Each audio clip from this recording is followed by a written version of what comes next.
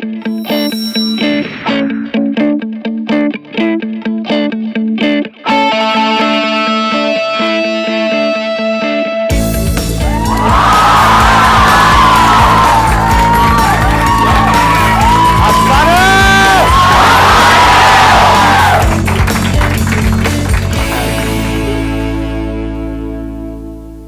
आप लोग देख लो आराम से, फिर मैं कुछ बोलूंगा। अपनी भड़ास निकाल लो।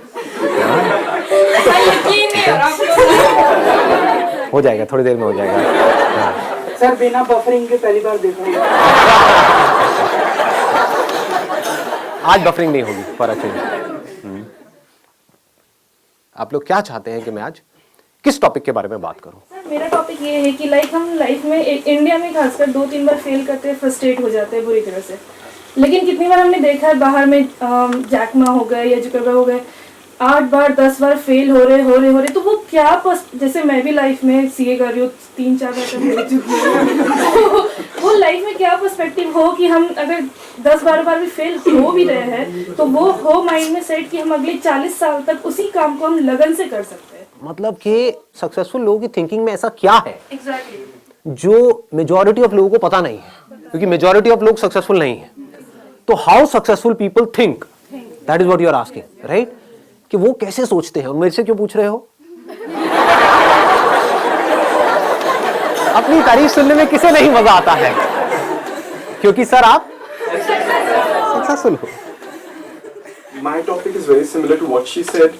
2 of my friends are clinically depressed and they have to take antidepressants and visit a psychiatrist. So it's like when people start to fail, they also shared similar story to what she said. They were in CA and then they failed their exams and they felt depressed and they couldn't function properly. Their energies were low.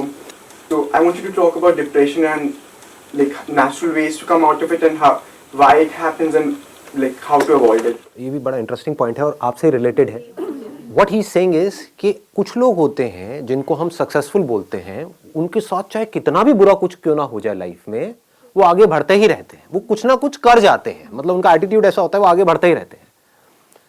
Depression में जाते भी हैं तो थोड़ी सी देर के लिए जाते हैं, फिर बाहर आ जाते हैं। ऐसा नहीं है वो नहीं जाते हैं, ऐसा नहीं है फेलियर में उनको बड़ा मजा आ रहा होता है कि किसी चीज के बारे में प्लान किया, सोचा कई सालों तक कि मुझे ये करना है, फिर बुरी तरह से उसमें फेल हो गए।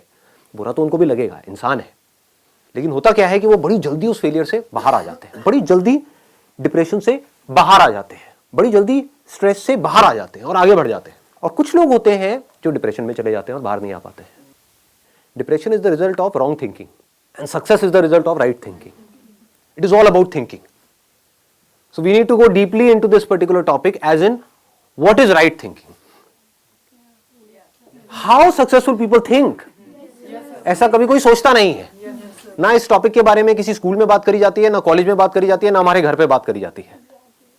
बात क्या करी जाती है? पढ़ो लिखो, ये करो वो करो, फिर ये करो वो करो वो करो। मतलब इट्स ऑल अबाउट करो करो करो करो करो करो करो करो करो करो करो करो करो, हार्ड वर्क करो करो करो करो, पढ़ो पढ़ो पढ़ो पढ़ो पढ़ो पढ़ो, लगे रहो लगे रहो लगे रहो लगे रहो। तो ये क्या है अगर इसको देखा जाए तो? खच्चर। ये वर्ड मैं अपने हर सेशन में बोलने वाला हूँ ताकि लोगों के दिमाग में घुसे कि मैं क्या रहा हूं, लोगों को समझ में आए।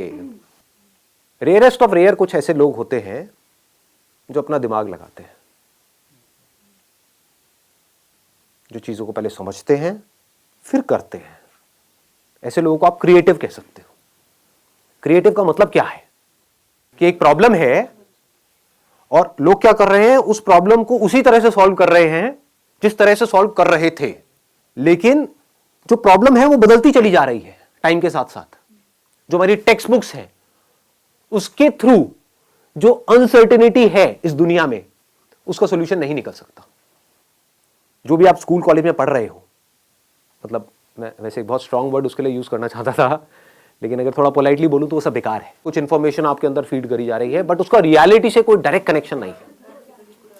जैसे अगर आप सॉफ्टवेयर इंजीनियरिंग पढ़ रहे हो, 20 साल पुरानी बुक्स हैं, वही आप पढ़ रहे हो, और 20 साल में टेक्नोलॉजी कहां की कहां पहुंच गई है। सर हर 3 महीने में वेरी, हर 3 महीने में, हर 3 मिनट में आ रहा है।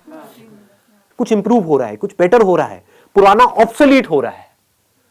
तो जो भी कुछ आप पढ़ रहे हो उसकी एक लिमिटेशन है, क्योंकि unless and until you are creative enough. What do we mean by creativity?